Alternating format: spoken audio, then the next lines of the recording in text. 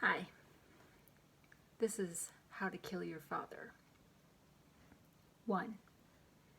If you've never loved him enough to want to see him at the bottom of a hole so deep it cuts through the earth and funnels into a dead star, you don't have enough skin in the game for this.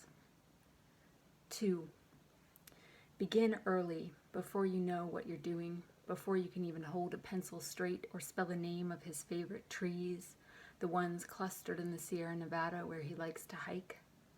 Tell him, as a young child nestled against his chest, his arms wrapped around you, your eyelids fluttering, that you love him. 3. Sit on his shoulders so that when you're no longer small enough to fit, your absence weighs on him. 4. After your parents divorce and you move with your mother across the country, he will bombard you with letters and postcards.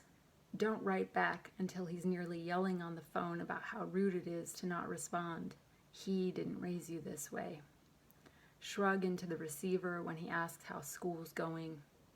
When you finally speak, let him hear your 8-year-old voice in pinches as minute as mosquito bites, so that after you hang up, he itches for you. 5. Tell him how much fun you have fishing with your mom's new boyfriend. Tell him you'll try to write when you can.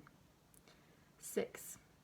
After the 3rd grade winter break at his place, when he touches you while you sleep, write him from your kitchen table in Florida. Demand an apology. Use the word please like he taught you. Write him again when he doesn't respond. Imply that despite your origins in his body, or because of them, he has no right to yours. 7.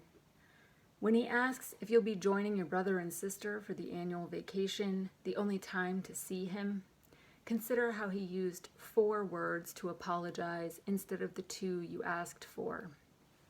Let's move past this. Say yes, once a week every year or 2. He knows you only enough to know you're his daughter. When you see him, try not to gag when he looks at you, touches you, says your name. Reveal so little that by the end of the visit, he knows less about you than he did at the start. 8. Take your stepfather's last name. In the rare instances you write to your father, press the letters of your new name so deep into the return address on the envelope, he can trace what's not his with his eyes closed. Don't tell him how much you'd give to have your old name back. 9. Rinse, wash, repeat until you're 18 and he shows up at your high school graduation with promises of future trips, his arm heavy as a redwood wrapped around your back. Smile for his pictures, say cheese while silently wishing he would fall off the face of the earth. 10. When you're 19, he will disappear on a hiking trip and 5 years later be declared dead in absentia. 2 years after that, his bones will be found at the base of a mountain, and you will inexplicably long for the broad stretch of his shoulders to once again carry you through the world. You'll dream of him. His voice will haunt you. Even the sound of your own name will raise his ghost. Set down everything you remember. Wish him dead again and again. Maybe someday you'll finally bury him.